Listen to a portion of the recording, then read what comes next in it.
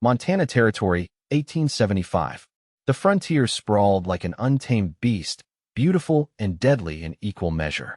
Dust swirled across the lonely valley where Zara Jennings stood beside the stagecoach, her pale blue traveling dress already showing the evidence of the grueling 3-day journey from St. Louis. At 21, she had never imagined finding herself alone in such a desolate place, clutching a letter that now felt like a cruel joke. The small settlement of Timber Creek consisted of little more than a general store, a saloon, and scattered buildings that clung to existence against the shadow of the mountains. Zara adjusted her straw bonnet, attempting to shield her fair skin from the relentless sun. Her blonde hair, meticulously pinned that morning, now threatened to escape its confines after the jostling journey.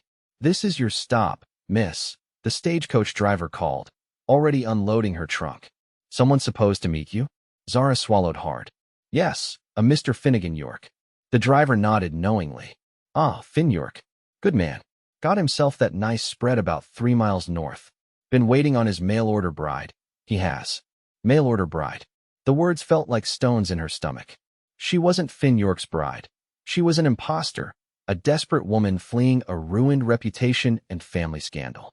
The real bride, her childhood friend Eliza, had died of fever just days before her departure date. With nowhere else to turn and her own family disowning her after a harmless but publicly misconstrued encounter with her father's business partner, Zara had made an impossible choice. She took Eliza's place. The stagecoach pulled away, leaving Zara alone with her trunk and the terrible weight of her deception. She believed the frontier was no place for truth, only survival. In her experience, honesty had only ever brought punishment. Her plan was simple: work for this rancher until she saved enough to continue west to California, where no one would know her name. "Miss Harrington?" Zara jumped at the deep voice behind her. She turned to find a tall young man studying her with curious blue eyes. At perhaps 25, he was nothing like the grizzled, desperate frontier bachelor she had imagined. Finn York stood before her with the easy confidence of a man comfortable in his own skin, wearing simple work clothes and a well-worn Stetson that shaded a face that was unexpectedly handsome. The sun had bronzed his features, but there was a gentleness to him that seemed at odds with the rugged land. "I'm Finnegan York," he said, offering a slight bow. "Welcome to Timber Creek." Zara's heart hammered in her chest. "Yes, I'm." She hesitated, the lie bitter on her tongue. "I'm pleased to meet you, Mr. York. Just Finn, please. Here, let me get your trunk." He lifted the heavy luggage with surprising ease. "The wagon's just over there. Did you have a difficult journey?" "It was educational," Zara replied carefully, following him. "I've never been west of the Mississippi before."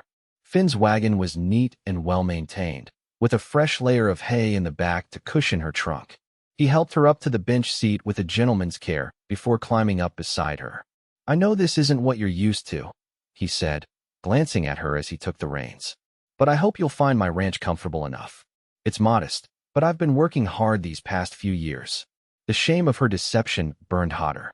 Eliza's letters had described a wonderful correspondence with a kind, thoughtful man seeking a partner, not just a wife. Looking at Finn now, young, handsome, and considerate, Zara realized she was stealing something precious from a good man. As the wagon rolled out of town, Finn spoke of his cattle, his plans for expanding, the apple trees he'd planted last spring. Each word only tightened the knot in Zara's stomach. This man deserved the bride he had been writing to, the educated, proper Eliza Harrington, not a disgraced society girl running from scandal. "Are you feeling unwell?" Finn asked, noticing her silence. "Just tired," Zara lied, adding it to her growing tally of falsehoods. The ranch appeared over the next rise, a sturdy 2-story house with a wide porch, a large barn, and several outbuildings. A corral held a dozen horses, and in the distance, cattle dotted the grassland. It wasn't grand, but it was evident that care and hard work had shaped every inch. "Home," Finn said simply, a note of pride in his voice. As he helped her down from the wagon, their hands touched briefly. Something electric passed between them, causing Zara to pull back quickly. When she looked up, their eyes met, and for a terrifying moment, she feared he could see straight through to her lies. The moment was broken by the appearance of an older woman hurrying from the house. "Mrs. Whitley," Finn explained. "My housekeeper." She's been in a frenzy getting everything ready for your arrival. Welcome, Miss Harrington. Mrs. Whitley beamed. Come in, come in. You must be exhausted, poor dear. I've prepared a bath and some supper. The kindness was overwhelming. As Zara was ushered inside, she caught Finn watching her with an expression that made her heart twist painfully. It wasn't just approval or attraction in his gaze, it was hope. That night, alone in a comfortable bedroom decorated with fresh wildflowers, Zara sat at a small desk and opened her journal.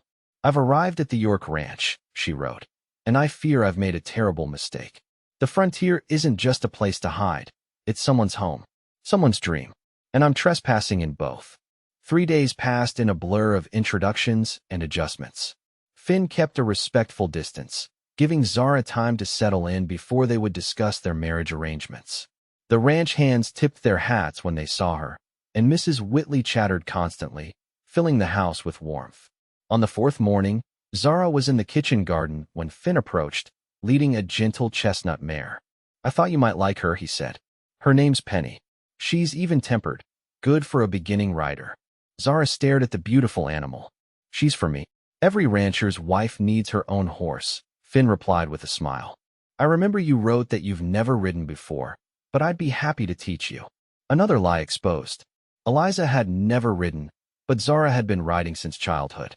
Her fingers itched to take the reins, to feel the freedom of galloping across the open land. I would appreciate that, she said carefully. Their first riding lesson became the moment that changed everything. Once in the saddle, Zara couldn't hide her natural ability.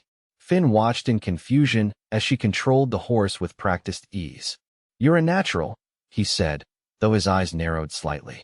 Almost like you've been riding for years. I'm a quick learner, Zara said, heat rushing to her cheeks. That afternoon, they rode to a ridge overlooking the valley. Below them, Finn's cattle grazed peacefully, while hawks circled overhead. The majesty of the landscape stole Zara's breath. It's beautiful, she whispered. It can be harsh too, Finn replied, suddenly serious. Winter storms, drought, wolves, rustlers. The land gives and takes with equal measure. That's why I wanted. He stopped, looking embarrassed. Why you wanted what? A partner, he admitted. Not just someone to keep house, but someone to share it all with, the struggles and the beauty. Someone to build something lasting with. He turned to her, blue eyes sincere. Your letters showed me you understood that. You wrote about wanting roots, about building a legacy together. Eliza's words, not hers. Zara felt sick. Finn, a gunshot cracked the air, cutting off her confession. Finn was instantly alert, scanning the horizon.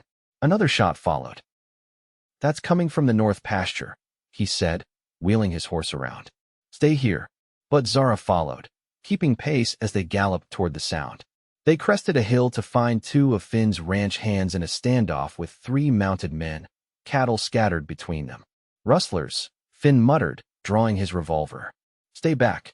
Instead, Zara urged her horse forward, keeping close to his side. The rustlers spotted their approach, and one raised his rifle. York, the leader shouted. You're expanding too far north. These cattle are on open range. That land was deeded to me last spring, Harker, and you know it, Finn called back, his voice steady despite the tension. Those are my brands on those steers. The standoff stretched, sun beating down mercilessly. Zara's heart thundered in her chest, but she remained tall in the saddle, unwilling to cower. Well, Harker sneered, noticing her. The mail-order bride arrived, did she? Pretty little thing. Something protective flared in Zara. Without thinking, she reached into her riding boot and pulled out a small derringer, a lady's gun her father had insisted she carry on her journey west. I suggest you move along, she said, her voice carrying clear across the distance. Before this pretty little thing puts a hole in your hat. The rustlers exchanged glances, clearly not expecting resistance from this quarter. After a tense moment, Harker spat on the ground. This ain't over, York. With that, the men retreated, disappearing over the ridge. Finn stared at Zara in astonishment. Where did you learn to? He gestured at the derringer. St. Louis can be dangerous for a woman alone, she replied, tucking the gun away. It wasn't entirely a lie. Her father had insisted on shooting lessons after a rash of robberies in their neighborhood. Something shifted between them in that moment.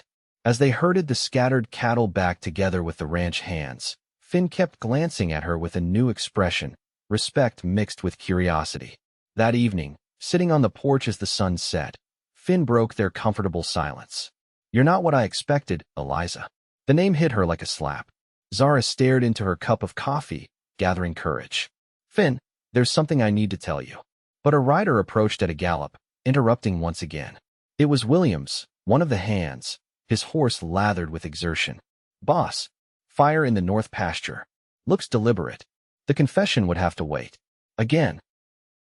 Over the next 2 weeks, Zara fell into the rhythm of ranch life. She helped Mrs. Whitley with meals, learned to make soap from tallow, and rode out with Finn each day to check the cattle.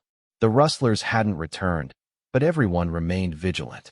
The deliberate fire had destroyed 10 acres of grazing land, a warning Finn took seriously. With each passing day, her plan to leave faded further from her mind. She found herself genuinely interested in the ranch's operations, offering suggestions from books she'd read and surprising Finn with her quick calculations when they discussed cattle prices. One evening, Finn brought out a small box after dinner. "I've been waiting for the right moment," he said, sliding it across the table to her. This was my mother's. Inside lay a simple gold band with a small diamond. The engagement ring.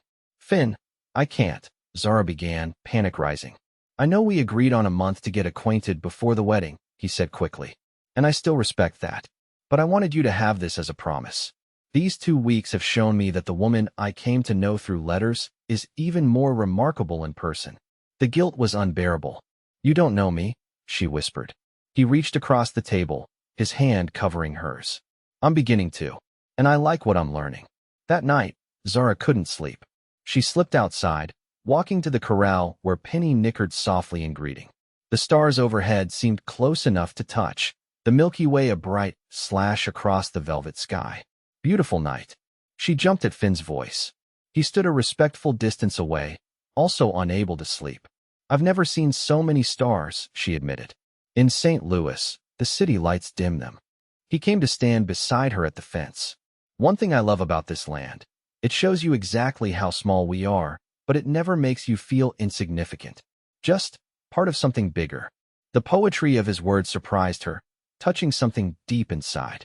In that moment, with moonlight silvering his features and honesty in his eyes, Zara made a decision. The truth would destroy whatever was growing between them, but she couldn't build a life on lies. "Finn, A cry from the bunkhouse interrupted her confession. One of the hands stumbled out, pointing toward the horizon where an ominous orange glow illuminated the night sky. "Fire! The eastern pasture." The moment shattered. Within minutes, Finn had organized the men, and they rode off to battle the blaze. This time, Zara joined them, spending the night passing buckets and beating back flames with wet blankets. By dawn, the fire was contained, but everyone was exhausted and smoke-stained. As they rode back to the ranch, Finn's expression was grim. "That was no accident. Harker's escalating. You need to report this to the sheriff," Zara insisted. "Sheriff Davies has a territory the size of Connecticut to cover," Finn replied wearily, "and no proof to act on. This is how it works out here. You defend what's yours or lose it." The harsh reality of frontier justice settled over her. This wasn't St. Louis with its courts and constables. Here, a man's word and his will to back it were often the only law. Back at the ranch, as she helped treat minor burns and serve coffee to the exhausted men, Zara realized something profound. She wasn't just playing a role anymore. She genuinely cared what happened to this land, these people, and especially to Finn. That afternoon, while Finn slept after the night's ordeal, Zara rode into town. She introduced herself to the shopkeepers, the blacksmith, and finally made her way to the small newspaper office. "Miss Harrington," the editor greeted her. "Or should I say the future Mrs. York? What brings you to the Timber Creek Register?" "Information, Mr. Collins." "What can you tell me about a man named Harker?" Collins's expression darkened. "George Harker? Bad business there. Claims to be a legitimate rancher, but word is he's building a herd with other men's cattle. The territorial governor's office has been watching him, but no one's been able to catch him red-handed." By the time Zara returned to the ranch, she'd learned more than just Harker's reputation. She'd heard about Finn's history, how his parents had died of fever 5 years earlier, leaving him the ranch at just 20, how he'd built it from nearly nothing, how he was respected for his fair dealings and hard work. She also heard whispers about the mail-order bride from St. Louis and realized that her presence had become part of the community's ongoing story. The realization only deepened her guilt. That evening, finding Finn alone on the porch, she knew the moment had finally come. "Finn, there's something I need to tell you. Something important." He turned to her, his expression serious but gentle. "I've been waiting for you to be ready. I'm not Eliza Harrington." The words hung between them, as sharp and sudden as broken glass. Finn's expression froze. "What?" Zara took a deep breath. "My name is Zara Jennings. Eliza was my friend. She died of fever 3 weeks before she was supposed to travel west." The story spilled out. Her ruined reputation, her desperate need to escape St. Louis, her impulsive decision to take Eliza's place. "I never intended to stay," she finished, unable to meet his eyes. "I just needed somewhere to go until I could save enough to reach California." "I'm sorry, Finn. I've been lying to you since the moment we met." The silence stretched so long that she finally looked up. Finn's face had gone pale, his jaw tight. "So everything, the letters, the plans we discussed, none of that was real?" "The letters were Eliza's, not mine," Zara admitted. "She truly wanted to be your wife. She spoke of you often, with great affection." Finn stood abruptly. "And you? What did you want from me? A free passage west? A place to hide?" "At first, yes," Zara whispered. "But now what?" His voice cracked slightly. "Now that you've made a fool of me in front of my entire ranch? Now that you've taken advantage of my hospitality under false pretenses?"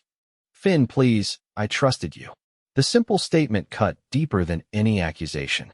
"I believe." He shook his head. "Pack your things, Miss Jennings. I'll take you to town in the morning. The stage leaves for Cheyenne at noon." He walked away, shoulders rigid with hurt and anger. Zara remained on the porch, tears streaming down her face, the weight of consequences finally catching up to her lies. The ranch was eerily quiet the next morning as Zara placed her packed trunk by the front door. Mrs. Whitley fluttered nearby, confused and distressed by the sudden turn of events. "I don't understand, Miss Harrington. I mean, Miss Jennings. What's happened?" "I deceived him," Zara said simply. "And now I'm paying the price." Finn appeared, his expression carefully blank. "The wagon's ready." They rode to town in silence.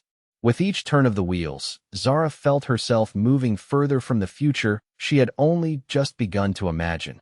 A future with Finn, with the ranch, with a place to belong. As they approached Timber Creek, a commotion caught their attention.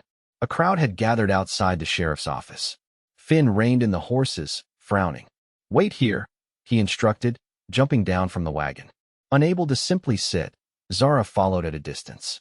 Sheriff Davies stood on the steps, addressing the townspeople. "Harker and his men raided the Miller place last night," the sheriff was saying. "They've taken Miller and his boy hostage and holed up at their camp in Blackwater Canyon. They're demanding the deeds to the North Valley properties, including yours, York." Finn pushed through the crowd. "Are you forming a posse?" "Already have one. We ride in an hour." "I'm coming with you." Zara watched as men dispersed to gather weapons and horses. The sheriff's mention of Blackwater Canyon had triggered a memory, something Mr. Collins had mentioned yesterday about Harker's hideout having a back entrance that few knew about. She approached Finn, who was checking his revolver. "Finn, wait. I heard something in town yesterday about Harker's Canyon hideout having a rear entrance through a narrow gulch. The newspaper editor mentioned it." Finn hesitated, clearly torn between dismissing her and listening. "Why are you telling me this?" "Because people's lives are at stake," she replied. "And because, despite everything, I care what happens to you." Something flickered in his eyes, not forgiveness, but perhaps a grudging acknowledgement. "Where exactly?" "The eastern rim. There's a lightning-struck pine that marks the path down." Finn nodded once, then turned away to join the gathering posse. Zara watched him go, knowing she'd likely never see him again after today. The thought left a hollow ache in her chest. She returned to the wagon and sat heavily on the bench. The stagecoach wasn't due for several hours, leaving her alone with her thoughts and regrets. After 20 minutes of tortured reflection, she made a decision. At the general store, she purchased a map, canteen, and small provisions. Then she headed to the livery stable where she'd boarded Penny during their visits to town. "I need to rent a horse," she told the stable master. The fastest one you have. Zara rode hard, taking a circuitous route to avoid the main posse. Her years of riding in St. Louis had never prepared her for this, racing across rough terrain, following landmarks from a hastily drawn map. By mid-afternoon, she'd reached the eastern rim of Blackwater Canyon. The lightning-struck pine stood like a sentinel, its split trunk pointing the way down a nearly invisible path. Dismounting, she led her horse carefully down the steep trail. The descent was treacherous, with loose stones threatening to send her sliding. After what felt like hours, the gulch widened slightly. She could hear men's voices echoing from somewhere ahead. Tethering her horse, Zara crept forward on foot. The narrow passage opened suddenly into a small box canyon. A crude cabin stood at its center, with horses tethered nearby. Two men with rifles lounged outside, while inside, visible through a dirty window, she could make out more figures. Moving with extreme caution, she circled the perimeter until she found a vantage point behind a large boulder. From here, she could see into the cabin through another window. A man and young boy, the Millers, she assumed, sat bound in a corner. Harker paced the floor, while three more men cleaned weapons. Zara's mind raced. The posse would approach from the main canyon entrance, walking straight into an ambush if those men on guard spotted them coming. She needed to create a distraction. Fortune favored her when one of the guards stepped away, heading around the corner of the cabin. Left alone, the remaining guard lit a cigarette, his attention wandering. Zara picked up a stone and threw it far to the right. As he turned toward the sound, she darted forward, derringer in hand. "Don't move," she whispered, pressing the barrel against his back. "Drop the rifle." The guard stiffened. "A woman," he whispered in disbelief. "A woman who will shoot you if you make a sound," Zara confirmed. "Now the rifle." The weapon clattered to the ground. Using the guard's own bandana, she bound his hands and gagged him, then dragged him behind the boulder. One down. The second guard's return complicated matters. He called out for his companion, growing suspicious at the silence. Zara had seconds to act. Gathering her courage, she stepped into view. "Excuse me," she called, affecting a lost, frightened demeanor. "Oh, thank goodness. I've been wandering for hours." The guard raised his rifle, suspicious. "Who the hell are you?" "Please, my horse threw me." She took a tentative step forward, letting him see her tear-stained face and dirty dress. "I'm so turned around. Is this the way to Timber Creek?" As he hesitated, momentarily confused by a woman's presence, Zara closed the distance.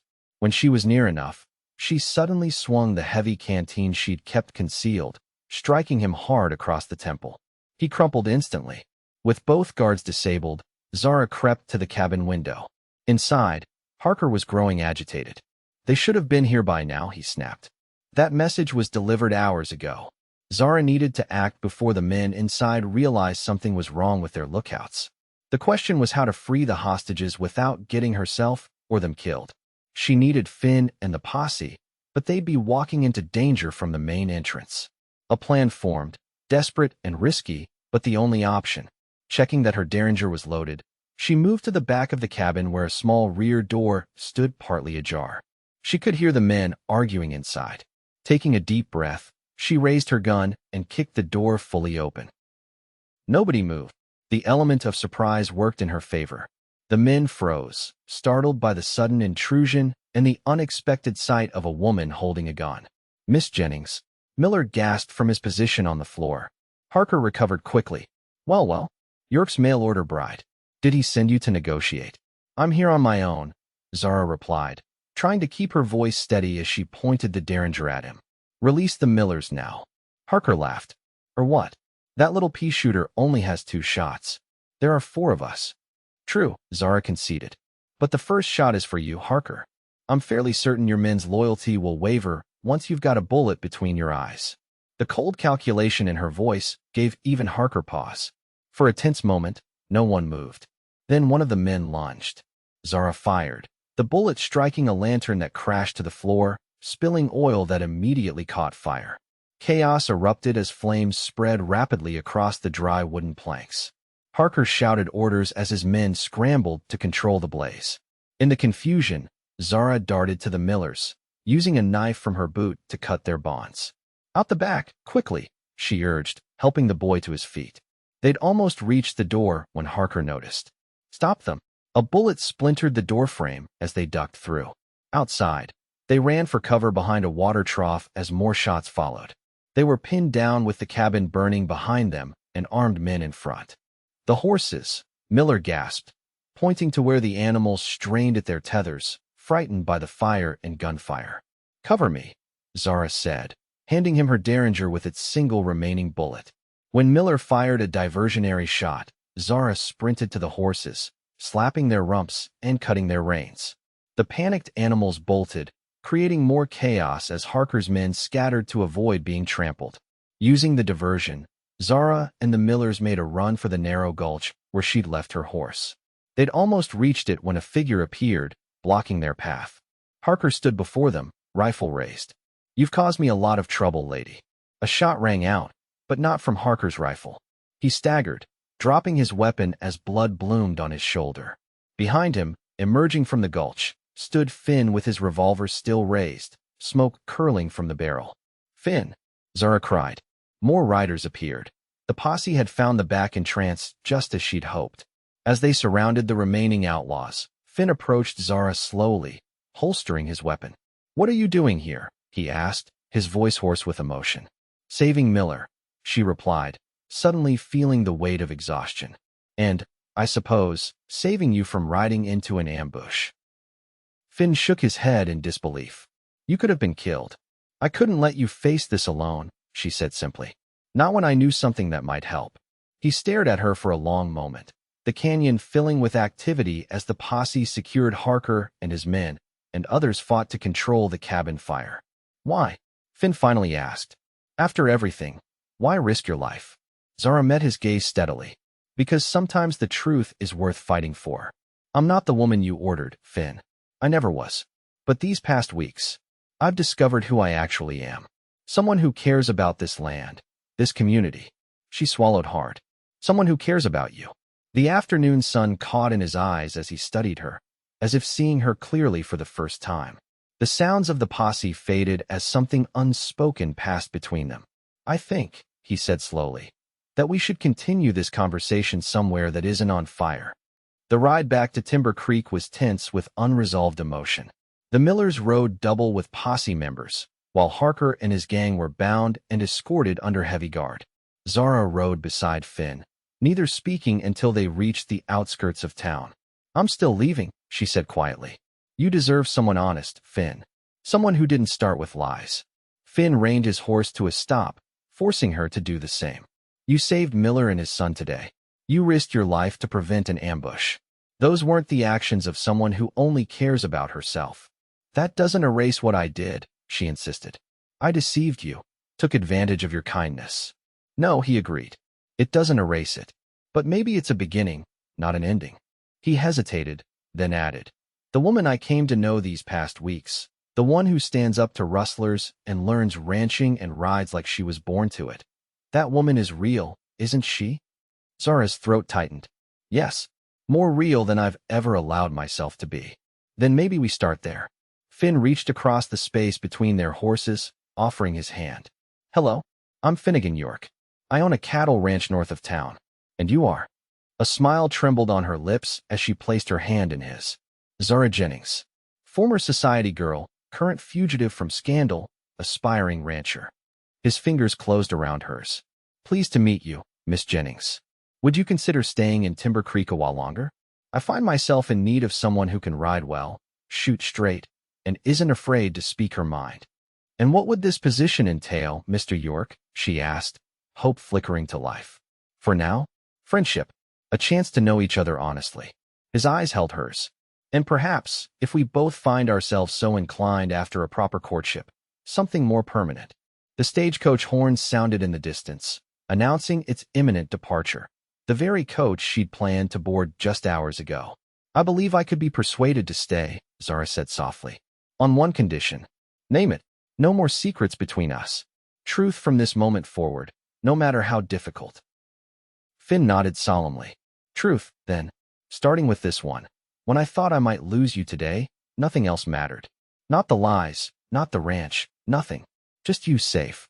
The sincerity in his words touched something deep within her, a place that had been locked away behind society's expectations and her own fears. Here, finally, was a man who saw her courage alongside her flaws and valued both. "Then I'll stay," she whispered, "and we'll begin again." Spring 1876. 1 year later, the apple trees Finn had planted were in full bloom, their fragrant white blossoms drifting on the breeze as Zara stood on the porch of the ranch house. Their ranch house. So much had changed in a year. The rustlers were gone, Harker's serving time in the territorial prison. The ranch had prospered, with new cattle purchased from the profits of a successful drive to Cheyenne. But the greatest change was in herself. No longer running, no longer hiding behind someone else's identity, Zara had discovered her strength in this wild, beautiful land. And in Finn, she had found someone who valued that strength, who challenged and supported her in equal measure. Their courtship had been proper but swift, neither seeing reason to delay once their hearts were certain.